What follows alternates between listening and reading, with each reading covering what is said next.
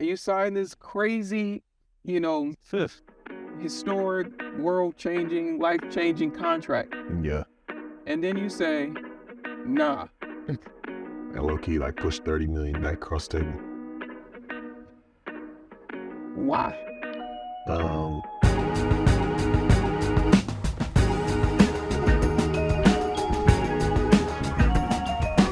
Yo, it's Beamer here.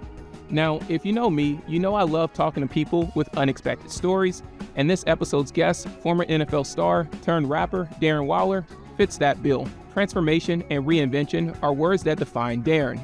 I first knew him more for his off-field struggles than for being a top tight end in the NFL in 2020. His battles with substance abuse and his short-lived marriage made more headlines than his plays. Now, despite the noise, his talent and sobriety kept him in the game for 8 seasons. In 2022, he signed a record $51 million contract for a tight end. But when Darren fell out of love with football, he made the tough choice to retire early, leaving much of that money on the table. Now he's on a new path, not on the gridiron, but in music and personal redemption. He founded the Darren Waller Foundation to help young men with substance abuse and mental health issues. So in this episode, we'll explore how he found the courage to leave football, pursue music, and maintain his mental health. This is Bars and Nuggets on Amazon Music. Let's jump into it. Noise. Loud noise. We got Darren in the building. Hey, man. Oh, my goodness. How you doing, man? I'm great, man. Blessed to be here. How are you? Man, I'm happy you here, man. The couch would be a little lonely without somebody over here. I know. How you guys doing? Great. Man, let's go. Look at this. You got good energy in the building. Come on, man. Somebody got to bring it, man. Man, there's a lot to celebrate in your summer. You got a, new EP, new focus, new career, right? Yeah. Tell me a little bit about Mind Games and the EP being out. Like, are you excited? Are you terrified? Like, where are you at? Oh, nah, I'm excited, man. I feel like I started making music probably like 2015. Mm-hmm. And the first 2 years I was making music, I was like, nobody's ever going to find out about any of this stuff I'm making. Like I got drafted to the Ravens, and they had us in a hotel as rookies till you found a place. Yeah.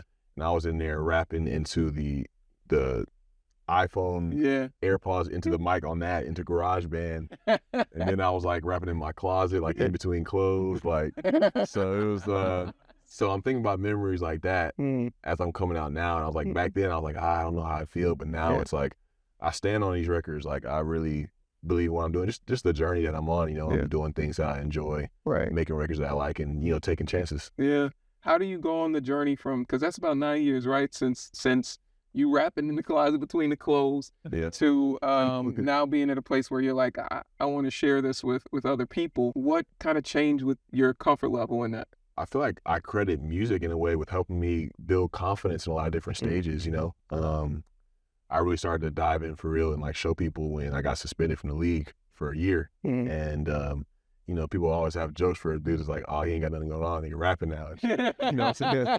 So I was like, and I'm going to the studio. I'm like, you know what? This is what I'm going to do. That was like the first time with me taking a step and being like, it's not about what people think of me. It's about, how I feel about myself, how I feel about my life. Starts with you first. How I want it to go. Exactly. So, but yeah, man, it's just been a beautiful journey, man. I'm like, it just lights me up. I want to do things that light me up. And that's what I want my life to be. We can tell, man. It's like, that energy naturally comes from you.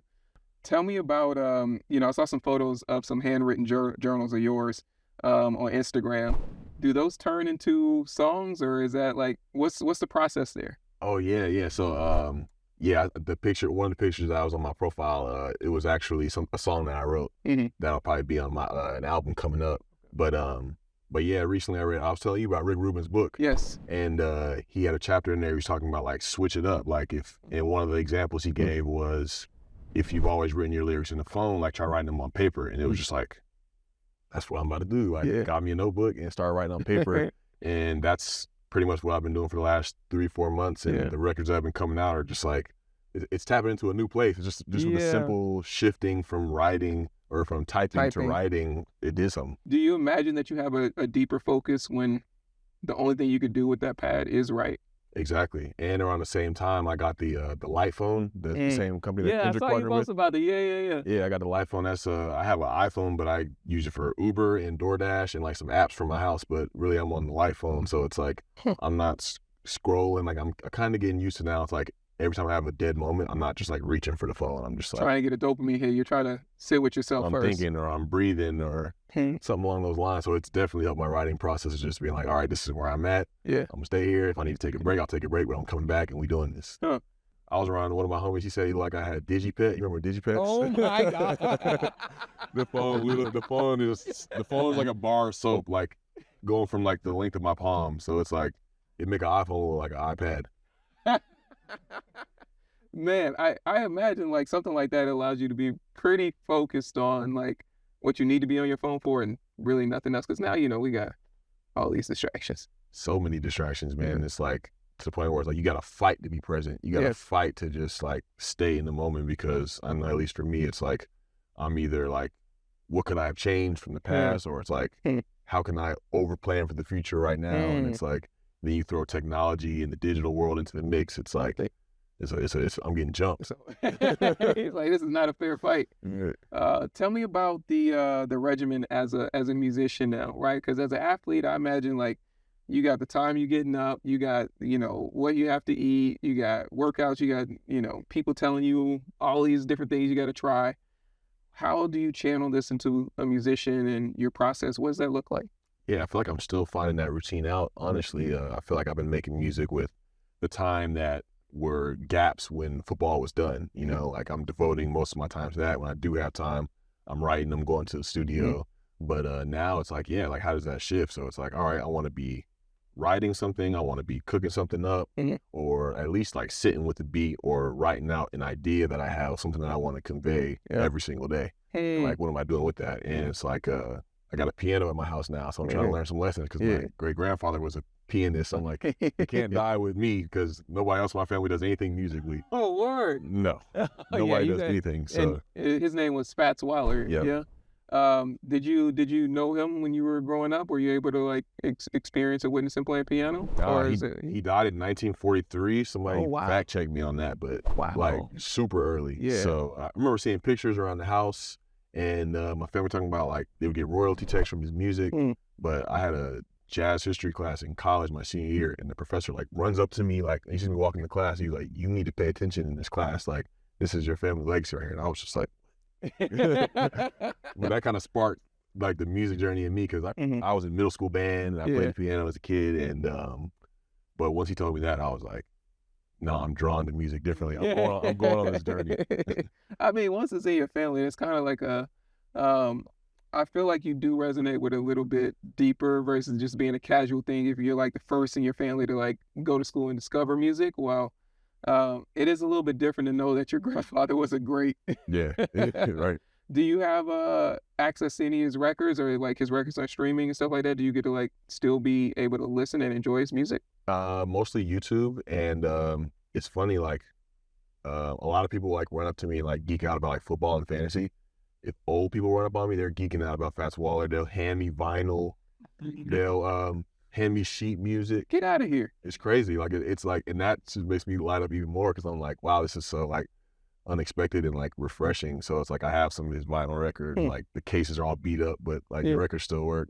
And there's a lot of things on YouTube. That's how I actually met my grandfather, my dad's father. I never met him either, but he actually played some music and was like a local musician, and he was talking about all the stories. There's footage of it on YouTube. So that's how I kind of learned a lot more. I was just digging. Man, shout out to YouTube. Then your parents weren't musical at all, like in the household? Like, did they play music or did they talk about it, or was it just like, what was that like? Definitely playing a lot of music. My parents are a big like the Watercolors jazz station, like smooth jazz. My dad put me onto a lot of my dad's from New York, so a lot of East Coast rap, like Mos Def, Gangstar. My mom used to get on us because me and my sister knew the words to Old Dirty Bastard. Oh, yeah, your mom was like, yo, y'all a little too young to be over running around here singing ODB. Right. And my mom was like Michael Jackson and like things like that, a lot of R&B. I remember like Jaheim, like just like, you know, a very, like a melting pot of music. Yeah. No, so your parents were different pockets. You were born in Maryland, Yep. but you were raised in Ackworth, right? What was it like growing up in Ackworth? What was like that neighborhood like? What were the other kids like? What do you remember? Just suburb neighborhood, like nothing rough exterior or the environment that I grew up in. But for me, it was difficult because like a lot the kids I first met in my neighborhood that were outside playing, riding bikes, were white, and so it was like I'm just rolling with them because we all into the same shit. Yeah. But then it's like I get to school, like elementary school, middle school, and it's like people of my skin color are like I'm a different dude, you know. I'm into a lot of different things and was into a lot of different things early on, but it was just like, why are you into those things? And it was like I would take that as like something wrong with me. Like, What were some of the things that like, would come up that they would find different or strange? I was nerdy. I still am to this day, you know what I'm saying? Like, and it's like I'm like very into like schoolwork, like it was pressing to me early on. So I'm like, nah, like I'm trying to focus on this. I would listen to like alternative rock music. Like one of my favorite songs growing up was "Home" by Daughtry. Anybody heard that?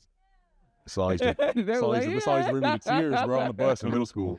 So it's like I'm into different things, like and then when I'm around like athletes, football teammates, I'm kind of like a nerdy guy. I feel like I got to act tougher. So it's just like I always felt like I had to put these masks on in different environments that I was in and perform for people. Yeah. And it's like it doesn't really allow you to show who you really are authentically. There was a interview you had shared a while back, and it was a part of like that experience. You felt like there were times where you felt like folks were challenging that you weren't Black enough. Yeah. Right. What does that do to an elementary school kid? Like, how are you processing that? Yeah, I feel like it's like I've read a lot of things where it's like early in your life, your brain is forming a lot of beliefs. And so it's like if you feel like you can't kick a belief or a mindset when you're older, a lot of time it was so ingrained in you at a young age.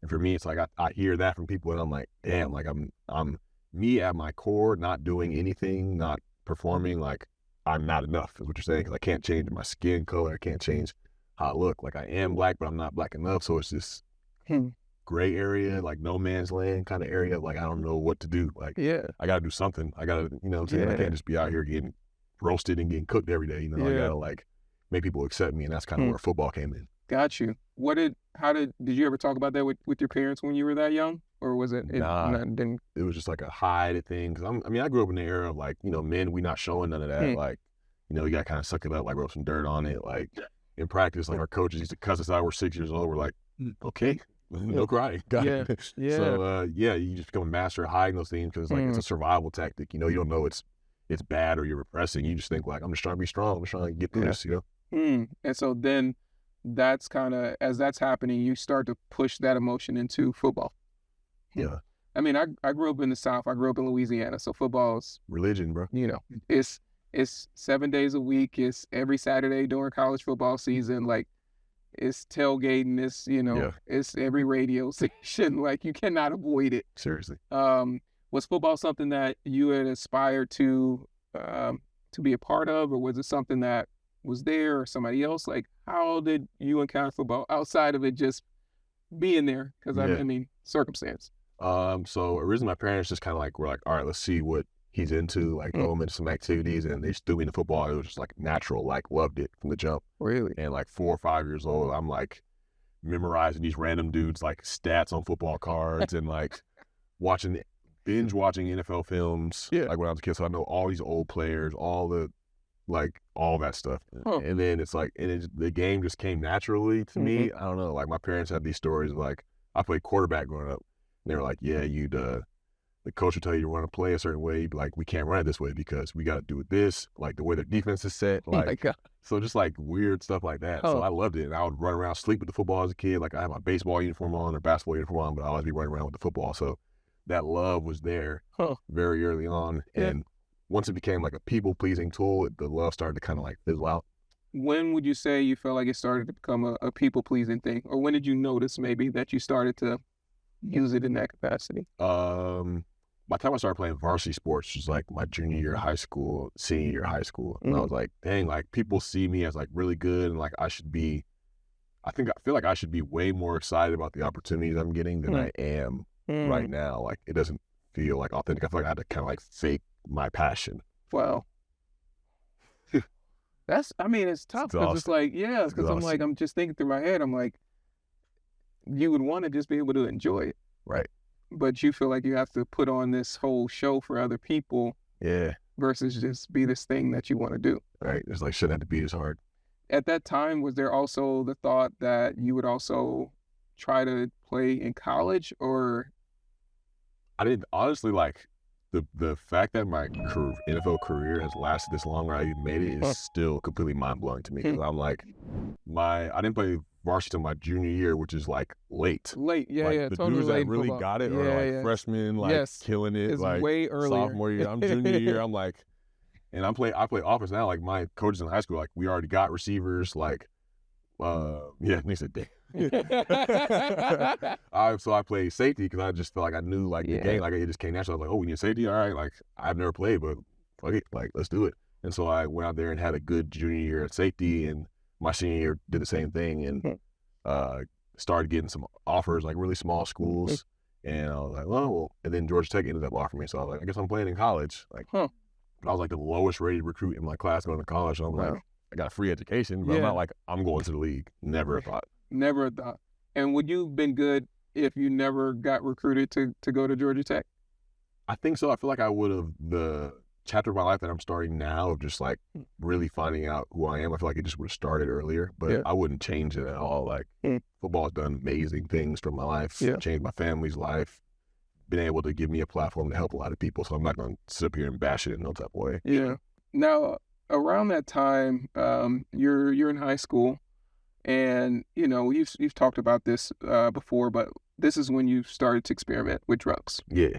How do you go from good grades, two-parent household, upper middle class, football, to drugs? What's happening? Yeah, it's funny. I always tell people, I'm like, I don't think anybody sets out and just like, I'm just gonna be a fucking drug addict when I grow up. You know, like I don't think that's really the case. It's a lot of small things that happen, and it's just I realized I was just trying to change the way that I felt. Incredibly anxious, a lot of self-doubt, a lot of things like that. And the drugs kind of quieted the noise. Drink quieted the noise. The drink could allow me to come into an environment like this and like speak and like have conversations and like not just be like, like social anxiety, you know what I'm saying? So it did a lot of things for me. It quieted my mind. It got me into friend groups where I wasn't like cool enough to really be in before. So it did a lot of things. And around the same time where I started was when I hit a growth spurt. So I'm like, they want me on the team. They're throwing me out there. So it's just like, oh, like this is the recipe. Like this is gonna work. Like if I keep going, like this is just gonna help me to just wind down. And then it's like, it ain't really that. And at the time you don't know, like you're young, you genetically, like it's taking out a lot of family members. And so it's like that's at play too. And so it's like I'm hooked early on. I'm already like, I'm not giving this up for nothing. How early on were you like you recognize like you were just like consuming? My junior year, there's these dudes on my football team. We were in that, like bashing out people's windows and all that stuff, and like, and I was like under the influence and driving, and I think somebody like got our license plate because I was in the neighborhood next to the neighborhood I grew up, which is not the right thing to do. If you're gonna do the crime, like let's add some intelligence to it. So they got the plate, and I kind of like had to take the fall for it. But then it's like, I'm just like, I'm just gonna keep going. Like, well, like, what were your parents saying when you were doing stop this? Drinking. Like, let me reevaluate. It was just like, oh no, like we good. Like you didn't think you could get in any serious trouble. Or you clearly didn't get into any serious trouble. Yeah, it's kind of like this. You develop this like ego of like invincibility, and it's like this sick game of like, well, I'm just not gonna like, ain't nothing gonna take me out for real. Like, ain't nothing gonna really find out. And I'm like, but it's creating this isolative lifestyle because like I know if people knew I was acting in this way, people knew that I was carrying myself like this, or just continuing these habits, like, so I'd just be hiding from people, kind of like just adding another layer of hiding from already like feeling like I can't be myself. Just like another layer. And your parents, did they know? They started to pick up at the end of high school that I would like come home and I might have like hit the joint maybe, or like had a drink with or a beer or two, but I don't think they knew the magnitude of what it already was at the time. What was it at that time? Like what were you doing at that time? So my drug of choice was like oxys, like Percocet, like painkillers. That was the first thing I came across. I had some friends in high school that they had started going to their parents' medicine cabinets, and they're like, "Here, like this will make you feel better." And I took one, and I was like, "Oh yeah, this is it." Wow. And then it's like I'm going to my friend's house, going to people's house. I'm like, "Hey, can I use your restroom?" I'm raiding your medicine cabinet. Get out of here. Yeah. Oh yeah, we going to work. Yeah. But it's like, and these are folks in your neighborhood. So these were like the peers of yours that were white. yeah, people I knew. Got it. Yeah. And then my dad was like, I look up and I'm like, man, where all my pain pills go? Like, I'm in the house, like creeping in, like trying to grab. But it's like that gave me that feeling, and that addictive thinking I feel like was already wired in me. So it's just like nothing's gonna stop me from getting this. And so like you see all these consequences, like I got arrested in high school, got me kicked off the basketball team. Like right when I started getting good at basketball, I was suspended twice in college, suspended twice in the league. Second one being banned for a year. Yeah. And it's still not stopping. Like you think like there's so many things that you should stop for. Like please stop. But that's what addiction is. It's like no matter what the value of the things in your life, it's like it doesn't matter. Nothing's beating this addiction that you have. Yeah. How did it affect you on the field or in school? Like how did it impact that? Did it impact your abilities, or were you like leaning on the fact that you were like naturally gifted and so you could get by? So the crazy thing is like, I'll never forget when I was in Baltimore, they were like, man, it's almost like you live a double life. And it's like, I look back and I'm like, it really is, because I could come in to practice in the workouts and I'm one of the hardest working people there. Like I'm at practice, I'm like listening, film, like I'm taking these things in. And I feel like literally from my sophomore year of high school to, I'm starting and playing the league, I was literally getting better every single year. Like was just naturally on this path of growth and becoming a better player. Just things were clicking. But it's like when I leave the building, it's like, we don't know what this nigga about to do. Like we don't know what's about to happen. Like, but when I'm there and I'm in the building and I'm present, people are like, this is the guy we want to be around. Like he has good energy about him. He'll look you in the eye. He'll talk to you. And it's like, I got just so great at just being like, yep, I'm great. Mm-hmm. Yeah. And then go home and it's like, shit, that shit not great, bro. As the stakes got higher, college football, you end up going to the NFL, which you're like, that was not on your, vision chart of like, this is where my life's going. How did that impact your decision with use? Did it increase it because you had more anxiety? And like the people that are around you, like who's around you? Yeah, so it increased for sure in college. Probably just like, especially alcohol. I mean, we do all drink a little bit. I can break down my daily schedule in college. Yeah. Probably looking at like 5 days a week at least. Wednesday night was Welfare Wednesday at this bar. They had free beer. I think it was Miller Genuine Draft from 9 to 10 and 11 to 12. And above it was a bar called Moondogs. Anybody that's in Buckhead know what I'm talking about. They had $1 Long Islands. So you go there with $3. You're in there. And before, like I'm like, that was the time I drink Four Locos. Like, Four Loko is the worst invented drink ever.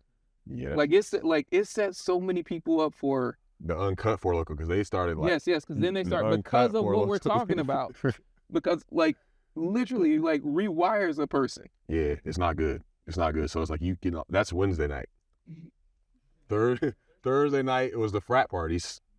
So you going in there, they got the bottom shelf, like the Taka vodka, like drinking that. Like I remember a lot of times like we had road games. I woke up one time in like a paint bucket, like with vomit in it, and I'm like, oh, the bus leaves for a road game in 45 minutes. I gotta get my act together. What? And so it's like Friday. Usually like, all right, I'll take it easy in the hotel. I might bring a couple beers into the hotel. Say, I'm gonna take it easy before the game the next day, and then after the game, activate it. And then it's Sunday fun day. Like you can find a reason, like, and it's just like you're just doing it every day, just like. And that's what I was looking forward to more. I was like, I'm trying to get through football, so I can go over here and like get fucked up, so I don't have to like think about anything. I don't gotta feel anything. I don't gotta do anything. Anyone ever try to intervene? Yeah, a lot of people.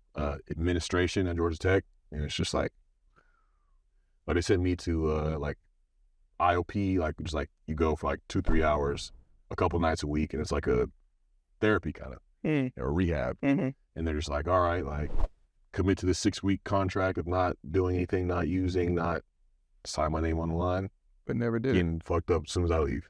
And it's like I'm just going to this thing just to like check the boxes off and get back to what I'm doing. Yeah. And it's when I was with the Ravens in the league, when I got suspended, a million people trying to help me. So many people trying to help me, but it's just like, so I'm ready to help myself. It doesn't matter. Their help can't really do what it really is supposed to do or did once I was ready to receive it. Yeah. I do want to transition. There's a lot of incredible people here that would love to ask you some questions. So we're going to pass the mic around. What's up, Darren? I'm Greg. First of all, thank you for sharing. My question is basically with being a football player and being as badass as you are at it, how do you guard yourself, I guess, for successes or failures transitioning into the music world? Like, it being a football player, I guess you can quantify it as I want to be in the Super Bowl, or I want to get the bag, or I want to be top 5, or whatever it is. Music, I would imagine it's subjective in a way. So how do you do? That's a great question, because that's some real stuff I've been thinking about. Like, it was like me and the greatest tight end of all time were like 1A, 1B for a few years. So it's like, all right, my mindset is I got to be the best. I got to do this. So like, you transition into music. I'm having these thoughts of like, all right, my shit got to go viral. My shit got to Billboard top 10, or I'm not good enough. Yeah. And it's like, why am I thinking that? So it's like, also like changing the way that I think, of finding this balance of like wanting to be somebody who wants to put out quality things, like make an impact with what I'm making, but it's like I'm not being somebody that's defined by metrics or algorithms, or you know what I'm saying? Like, because there's a lot of things that are being pushed and people that are chasing that route, chasing that hit, where it's like the authenticity may be sacrificed. Like the ways that I'm trying to show up, like it ain't really built for that. So it's like, all right, what are my intentions for this? Like, am I trying to be somebody that's just like being myself and really trying to add something to the space and let all that other stuff take care of itself? Or am I defined by my ranking or these numbers? And it's like, I'm trying to shift to be more the former, man. Like, just be who I am and be okay with that, because I've had everything work out statistically, all that, and not feel good about myself. So it's like, I'm starting to realize like the opposite is probably true, man. Like, I feel like I can be okay if my music don't ever take off, bro. I'm gonna still do this shit if not one person is checking for me. You know? Yeah. Thank you for your question. When you were 22, you signed a contract that was $2.3 million. What'd you do with that money? What's the first thing you did when you signed that contract? Well, so you got to look at like the shit that goes across the ticker. Niggas ain't getting that money all over. Yeah. You got agents. I was a 6th round pick. Yeah, you got my all these signing things. bonus was $111,000. So after taxes, it was like $64,000, which is still like a lot of money. Yeah, man. And then when I was like, if I had $50 in college, I'm rich. Yeah. So if 50 was rich to you, 64 is what? I was like, I don't know what. I'm like Bill Gates. But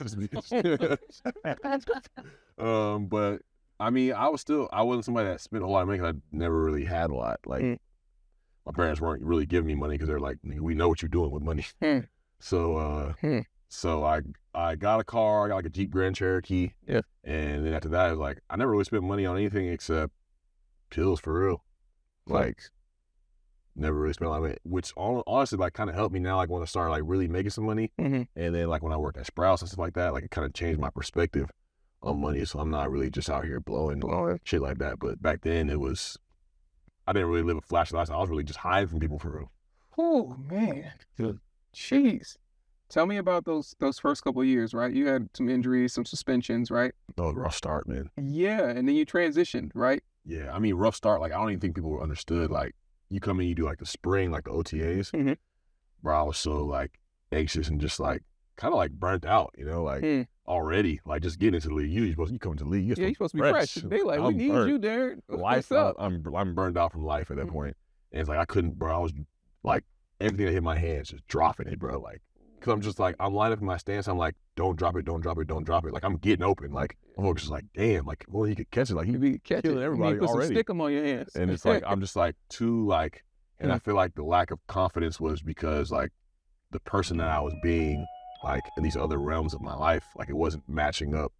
Like, I can't just be this anxious, doubting, like self-sabotaging person and think I'm going to step onto the field and turn into this person that's disciplined, confident. The behaviors are misaligned. It just doesn't happen. Like, that you're a human being inside the pads. So yeah. Man, so what was that transition like when you went from wide receiver to a tight end? Did it start to work out? Clearly started to work out better for you, but did it start to work out more immediate for you, or was it like a big transition for you? I think I was a lot, I mean, that's probably a theme of my life. I was a lot better than I thought I was. Like, when they first came in the tight end, we had a vet, his name was Ben Watson, and he was on the team, and he played with Jimmy Graham in New Orleans. He was like, you were the best the best athlete I've ever seen at this position, and I played with Jimmy Graham. And at the time, like, what are you talking about? Yeah. Me?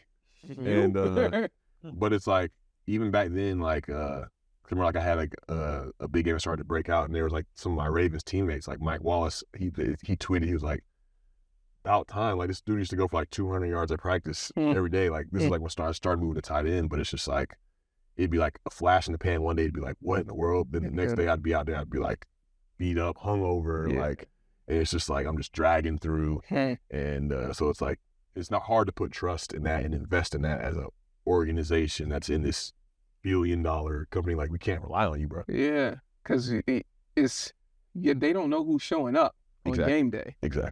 You know, and there was a situation where you ended up having the ultimatum to go to rehab. Oh yeah, I mean, life just put me to the point where it's like, all right, bro, like, it's time. Was there was like a near-death scenario? Yeah, I OD'd in the giant grocery store parking lot. It was like right outside my apartment and right around the corner from the practice facility. On it was August 11th, 2017. Yeah, because people were telling me, like, in Baltimore, they're like, all right, bro, like, be careful. Like, people out here pressing pills. Like, they'll put a logo on the pill, and it might not be. You think you're getting what you usually getting, but it's not what you're getting. And you're just like, like, and then got that last batch over with. And it's like, you wake up from that and you're like, everything I thought I had all this stuff under control, I was pulling the wool over people's eyes. The joke's on them, joke's on me. Joke's on you. And that's when it finally cut through. That's not like, okay, I'll go to rehab. Like, wow, something got to give. Like, I'm not in control. How long were you in rehab? 4 days of detox, 30 days of in a house in Maine in rehab. What do you remember about that period? Oh, it was a life-changing experience. I remember like watching Ravens games on my laptop, and I'm just like, wow, I'm so far removed. Yeah. Like, but you still want it because it's like, I know these guys. Like, I'm in there every day with them. But just all the things they taught us, like, we started journaling. I was like, I've never journaled for women. Like, you know what I'm saying? Like, these are the things that men think. You know what I'm saying? Like, journaling soft. Like, meditation, what? But I try it. We meditate for like 5 minutes. I'm like, I wake up, I'm like, or I sit up and I'm like, I feel like this is the first deep breath I've ever taken in my life. Like, I've never just stopped and just been like, like, I'm always just like clenched, like tight, just trying to make something happen. And just like being honest and being vulnerable. And it's just like, I feel the weight on me lighten and lighten and lighten every single day. And it's just like, I got this all twisted. And that was, I'm guessing that experience, the journaling, I guess what you're sharing is there were some practices where you were opening up to other people that were there as well. This was the first time where you felt some sense of relief outside of drugs. Yeah, and just like, developing a relationship with God or whatever people call God, higher power, whatever. Like, that's when it's like, it started to find like, okay, like, I don't need to reach for something to make me feel better or to cope with life or do, like, there's other ways. Like, it doesn't mean it's going to be easier or like you're not going to feel anything or go through difficult times, but you can do it as a human being and not tear yourself apart while trying to go through it. Yeah, man. I can't imagine like how difficult, I mean, even just from a habit standpoint alone, like beyond the fact that now you're like conscious and you like, you know, you don't want to do it, but then it's just like the habit thing is like, when I experience this, my brain thinks do this, you know what I mean? But in 2019, you ended up going to a new team, right? Yeah, it's crazy how that shit happened. What, like, It's crazy how that shit happened, bro. Like, so 2018, I get reinstated. I come back to training camp, and I'm with the Ravens. They drafted 2 people at my position, and so they ended up cutting me and they put me on practice squad. I was on practice squad for 11 weeks till like Thanksgiving. So the whole year, I'm just like tackling dummy. why not just quit? I don't know, man. It's just like, I feel like I was working at Sprouts when I got out of rehab, and I'm like, Like I'm not working going at back. Sprouts, like the the grocery. farmer's market. I was a grocery clerk. Huh. I was putting stuff on the shelves. People was on me about the pH water balance, like, where's my 8.9 pH water?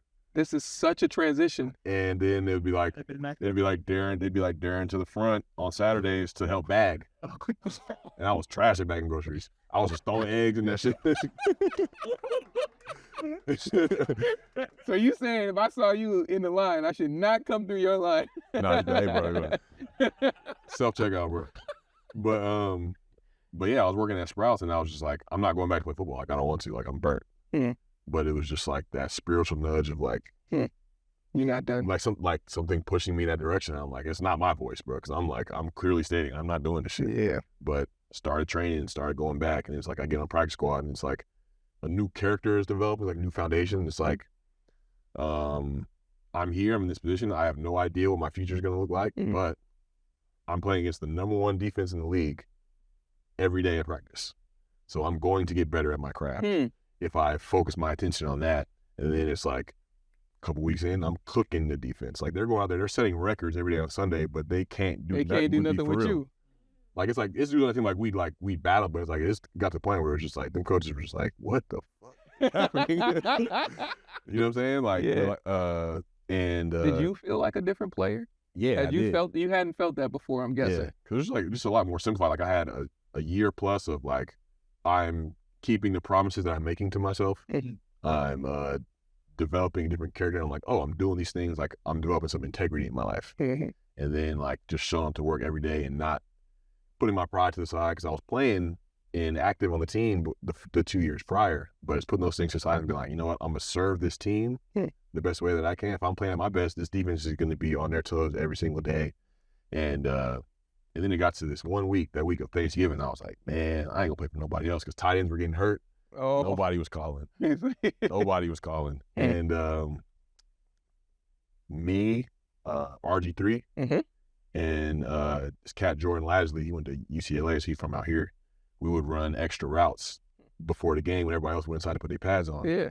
And we played the Raiders that week. So we was out there just running routes. Boom, boom. Didn't think anything of it, put my sweats on, watched the game on the sideline. The next morning, my agent was like, the Raiders have claimed you to their active roster. You flying to Oakland right now. Pack your bag. I was just like, that's crazy. I was at my aunt's house. I was like, I gotta leave my car here. Yeah. I just gotta go. Did you feel like you got drafted all over again? Yeah, I was just like, what the fuck? Like, and then but the team that you're on has the opportunity to be like, we want to keep you here. And they were like, oh, we're playing in Atlanta next week. Like, we're gonna get you activated. Like, we see how hard you've been working.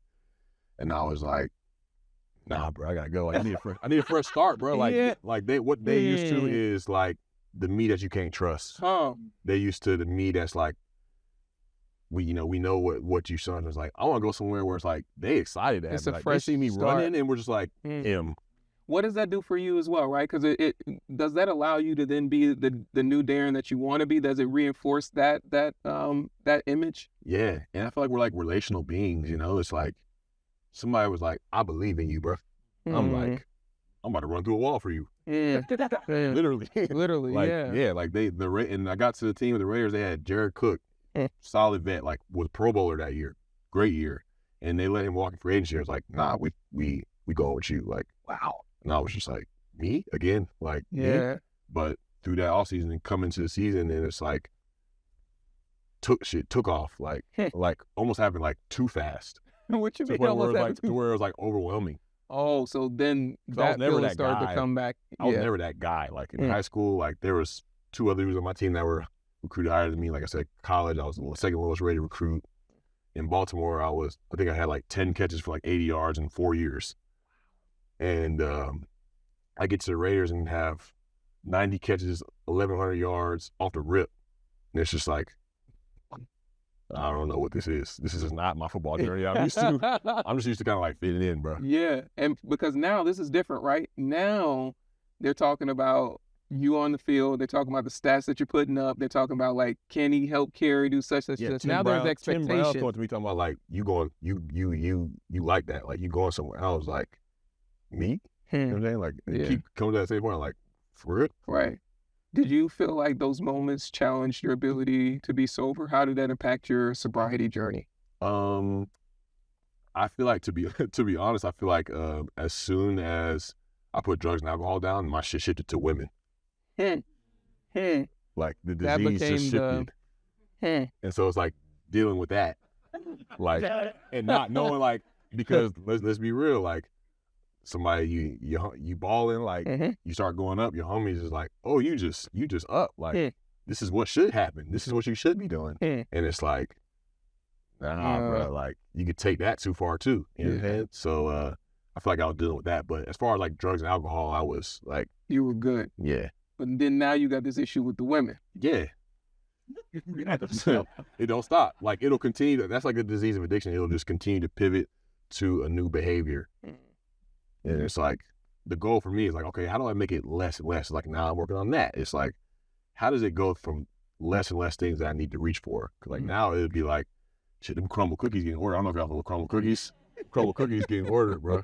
Like, so it's just like, it just keeps shifting, but it's like, all right, how do I make it less catastrophic for my life? Like, and then just get to this point where it's like, I can soothe myself ultimately. Because in a way that success was overwhelming. Because it brought a lot of people that were like, yo, like, that weren't around. And it's like, you was not fucking with me when I was in rehab.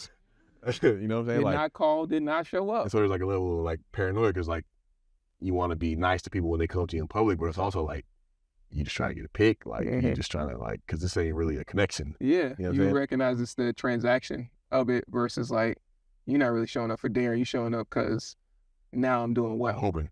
Yeah. And you're doing so well, you end up in the Pro Bowl in 2020, right? You know, most receptions for a tight end. Like, man, like, how are you feeling in that moment? How was it to experience that sober?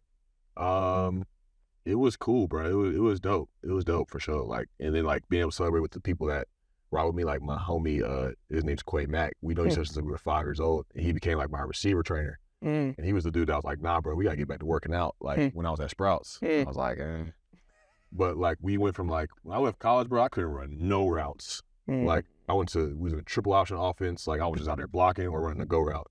I had no route skill, technique, whatever. But me and him were in the lab, bro. Like, wow. And it's like you get to the point where it's like, I'm running the number 1 receiver routes for the team and like lining up everywhere. And like, so it's just developing that over time and being able to celebrate with people like that. Celebrate with people like my tight end coach, Frank, who was like, dude, that was just like another dude you run through a wall for. Like John Gruden, like those guys believed in me. So it's like really cool to see that happen. Especially for me, I'm like, bro, none of this was ever on my mind of like, I'm going to do this. What did it mean to have those folks still be by your side, going through all of those things and coming out on this side of it? It was just like, it was almost too good to be true to me. You know what I'm saying? Like I couldn't even fathom how like amazing that was, because even still at that time, like I'm still like more self-critical on myself than I am like self-affirming. The stats don't really dictate the fact, like the anxiety's still there. I'm still like, I'm still living with regular everyday life issues. I'm just out here doing really good at my job, but like I still got to see that I'm going through. I'm still like, I'm a Pro Bowler, but I'm still in my mind most days. I still go out to practice and be like, all right, bro, like don't fuck this up. Cause like I'm so used to like, I couldn't keep a job because niggas couldn't rely on me. So I'm still, that stuff's still ingrained in my brain, you know? Did you ever in that pocket have moments where you could potentially relapse? Nah, I kind of feel like the drugs and alcohol, it's like, there's like a lot of literature read. I go to like a lot of 12-step meetings, and in the literature, it's like drugs and alcohol are just but a symptom. And so it's like, it's really like, that's why you can jump from behavior to behavior to behavior, because it's like, until you get to the root, like You're just inner gonna child replace stuff. Yeah, you're just gonna be swapping stuff out. Okay. And so it's like it wasn't like the relapse from the drugs and alcohol, but it's like even at that time of not knowing like how much of an addiction I had to like compulsive relationships and things like that. It's just like I feel like that was where I was channeling all that energy. So it's like drugs and alcohol didn't come out. I'm like, all right, I know like it's not valuable for me to destroy my life in that way. So Darren, my name is Corey. I just want to say again, congratulations to you for finding a new passion, a new like talent. Because that's like one thing in sports, you know, everybody like only, I would say, think about one set, like mindset, like that's the only talent that they have. Right. But for you to find something else, I mean, that's what's up.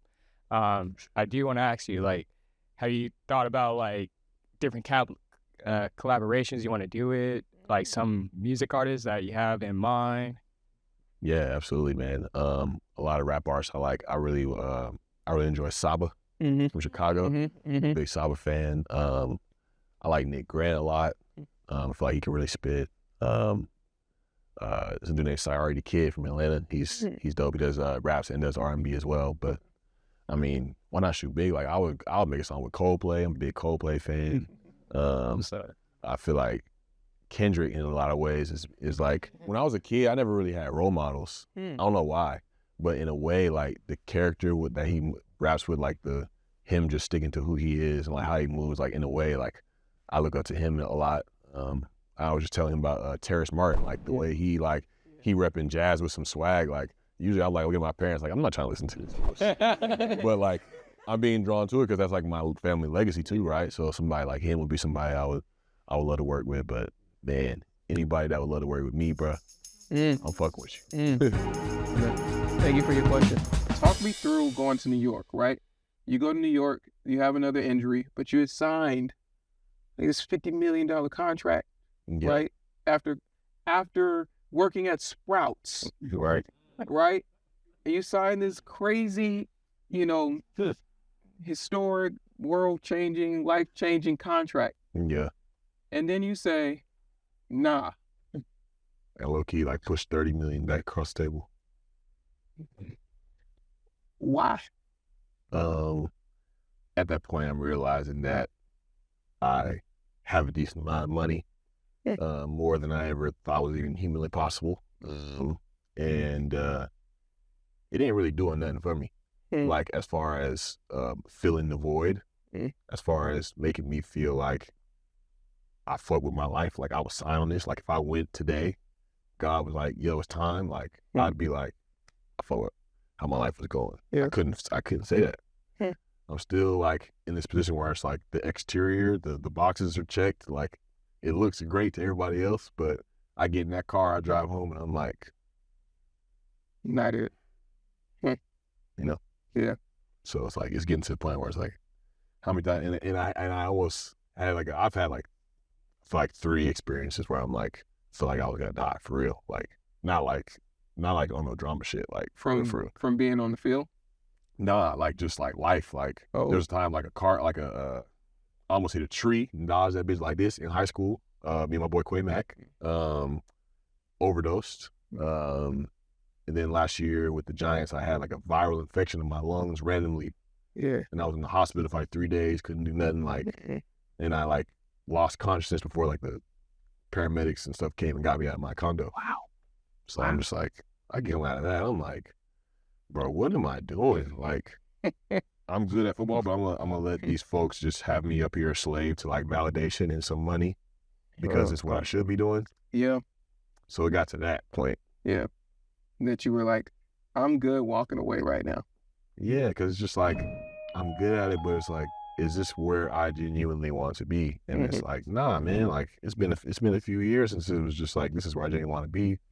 As a man, as a character, I try to grow, and I'm going to pour energy and effort into every single thing that I do and do the best that I can, whether the results are going my way or not. But get to a point where it's like, all right, well, like I've never made decisions for me or choosing myself ultimately. So that's why you see all the major life decisions happening at one time. Like, fuck it. We're just everything can go. I mean, yeah, you're like, I'm done with Everything. football. I'm newly single, and I'm in my music bag. What's your process for like trying to just keeping that away, right? Because you know your predisposition is like to care. Yeah. But now as an artist and you're actively aware of that and you're actively practicing that, on top of like people being like, oh, you're athlete, want to be an artist, right? Right. How do you protect your mental knowing like this is really good for you just as a human? Yeah, this is where self-talk comes in at a premium, man. It's like you hear people talk about it and it's like, I have the knowledge of how important self-talk is, but it's like, you got to start applying it, bro. Like, you got to apply it like where you at. Because I don't know if a lot of people like me, like when I was trying to do emotions, like I am strong, I am this, and my mind would be like, what?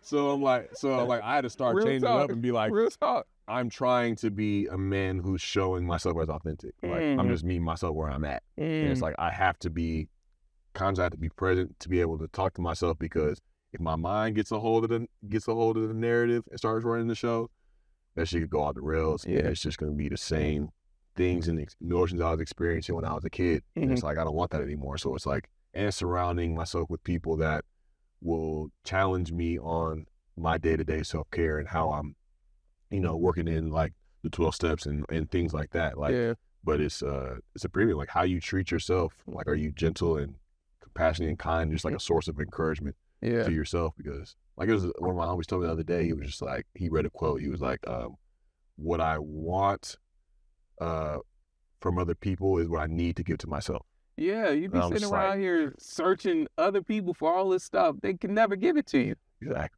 They can never give it to you. It's got to come from you. Exactly. That's so powerful, that quote that you're discussing with your friend. It's really dope to kind of hear how your mentality and your mindset has transformed, and the things that you're doing to continue to reinforce that. And I imagine it was not easy. Like you said, you had introduced new people around you, right, to reinforce those things. Yeah. Like, that's a hard thing to do. It is. You know what I mean?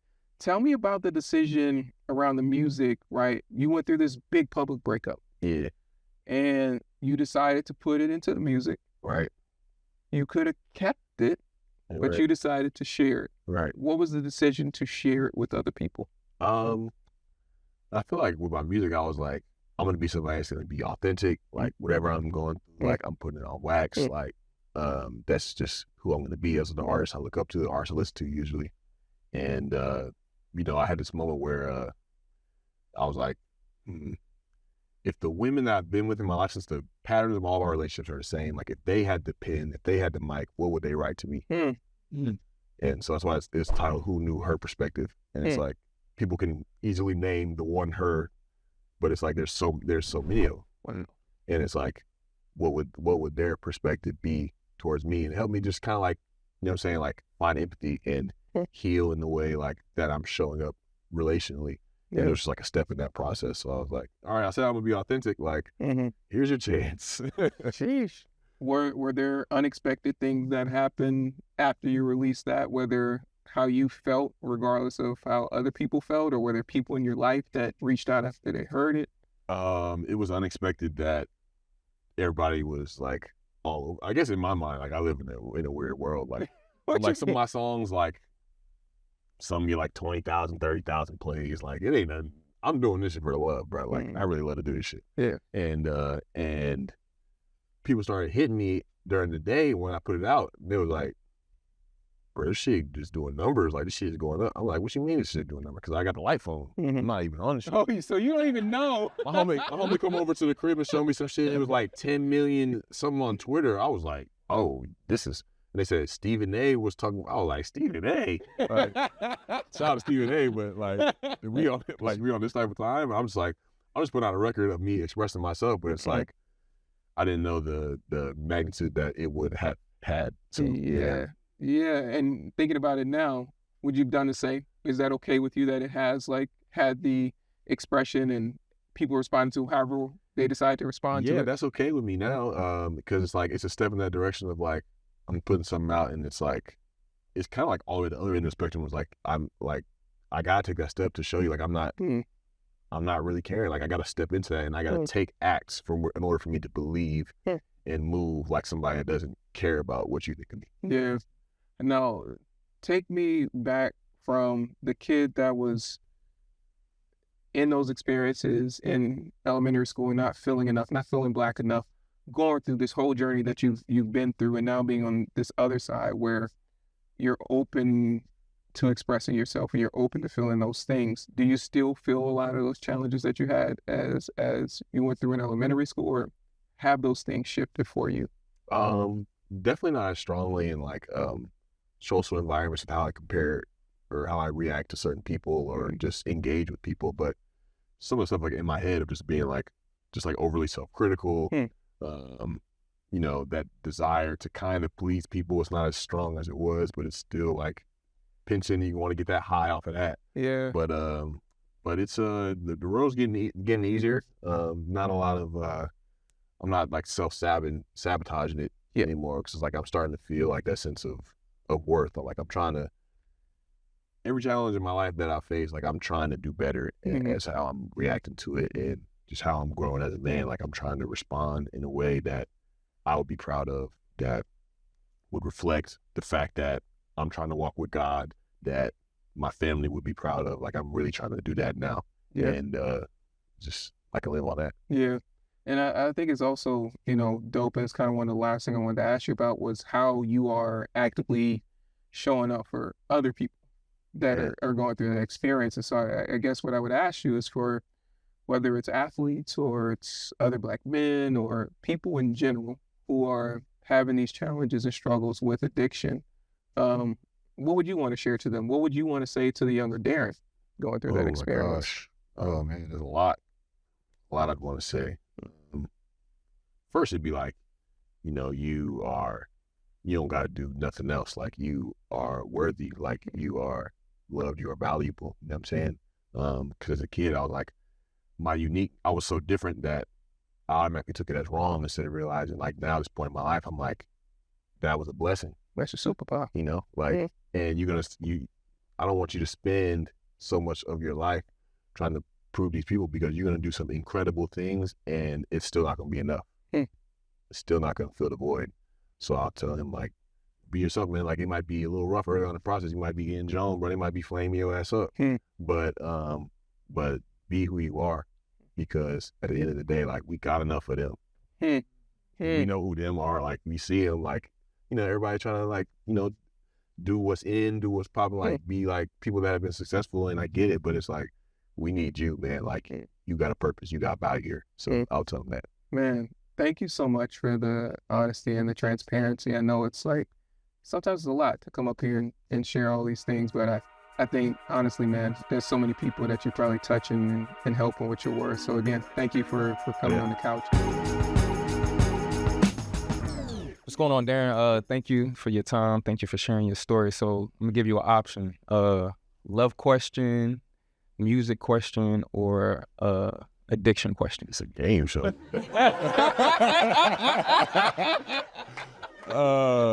You said love, music, or addiction. We had enough addiction. I done hit y'all over the head. Which way you want to ask? Man, we going with love, man. You recently went through a public breakup, 1 year marriage, and statistics, when you look at marriage in America, I think it's like 50% divorce rate, like 75%, I believe, like in the Black community. So my question to you is, when it comes to love, like, how do you feel about marriage? Could you see yourself getting married again? You mentioned children, legacy. So yeah, what's your outlook on love and marriage after experiencing what you just experienced? Yeah, I mean, that's a great question. I'm relatively fresh out of marriage, but I feel like the work that I've been doing on myself and the things that I've noticed in myself, like, it makes me believe in it more in a weird way. Because I'm realizing through me and through a lot of other people, I feel like there's a severe lack of friendship among spouses. Just like that level of relationship that you have with your homie, like your homie ain't going nowhere. Like, you can talk to him about anything, like just vibe with him, where I feel like somebody like me, I was, in my relationship, I've been so busy of trying to keep you because I need you to be here to validate me, that you can't really enjoy that level of intimacy and safety of knowing that person is going to be there if you feel like they're going to leave if you fuck up. So, and I feel like a lot of people bring that level of anxiety or that level of fear to those relationships and will sabotage it or will be so frozen and so shut down that their partner's like, I don't know what to do anymore, you know? And so it's like now, like me knowing that about myself, it's like, if I can show up as somebody that's like, I'm good whether you're here or not, and you're good whether I'm here or not, we can really have this container of like truth and like an intimacy to where it's like we can just show up as we really are. We neither one of us have agendas or are trying to manipulate this thing. So it's like these are a lot of things I'm learning in the work that I'm doing, and which makes me feel like, all right, whenever I'm truly ready, emotionally available to go back down that route, and God brings me somebody, like I can really cherish that with them and experience that growth and that bond of somebody that I'm committed to, like, and rocking with, like who I'm gonna take it slow with and not rush through things with. Like it's a lot of things I'm learning, but it's making me have an outlook like, you know, one day, like I'm definitely stepping back in that ring for sure, and I'm gonna be a much better version of myself in it. Thank you. You definitely got to come back. Yeah, man. All right. Love I appreciate you, bro. Yes, Y'all make some noise. Okay, bro. Oh, man. Oh, thank y'all so much. Y'all was great. Yeah. Y'all were wonderful. Woo. Appreciate y'all being here. Come on. This is like probably one of the best Thank you guys. Appreciate y'all. High fives. Yeah.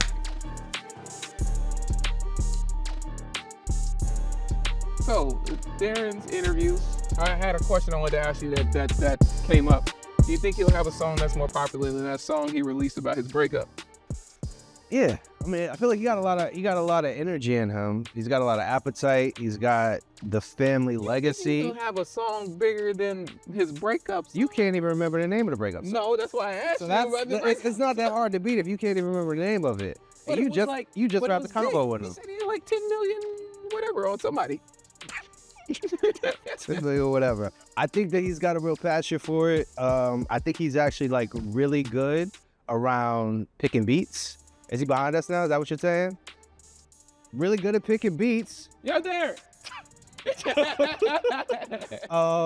No, but I think he's got a real talent for it, man. And I think it's, you know, you can't underestimate the hustle that people put into it. And like he's like clearly like taking the craft, taking the notes from Rick Rubin, taking like real artistry into like every step of the process and like translating, you know, the work that he put into the game on the field to the game here. So I think it's only up for him, man. Hey, well, I mean, he is taking it super serious. He said he's not, you know, working on his phone. He's writing down his words. He's listening to other artists. He named a bunch of artists. I was like, who these artists are. But, you know, he's a student. Obviously, he's a student of what he's into.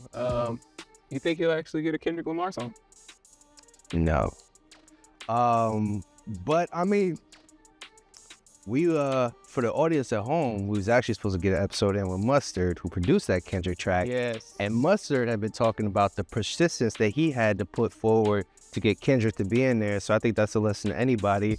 You know, you can't just manifest those dreams, which we had. Yes, we had who's Shameik talking about? talk about Shameik that. is talking He about was manifestation, but you got to hustle for him. Yeah, you still got to put in the work, right? You still got to like actively take steps, show up to the studio. You got to write. You got to reach out. Keep reaching out. That's what Mustard did. Yeah. And that's what Darren's doing. He's continuing to put in the work. I think one of the dopest things that he said was he's not doing this for anyone else.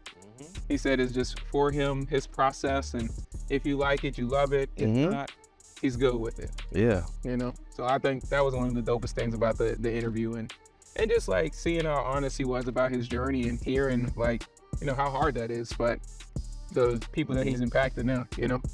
So Speaking of journeys, how about this walk we've been taking, guys? This movie magic. You ever wonder how people, like, I'm cold, guys, if you can't tell if y'all watching at home. And you be like wondering how people be moving when they're cold and they like make it look like they're not cold. I am freezing. So anyway, see y'all next episode. I don't know. Let's go. I'm going to catch up with Darren.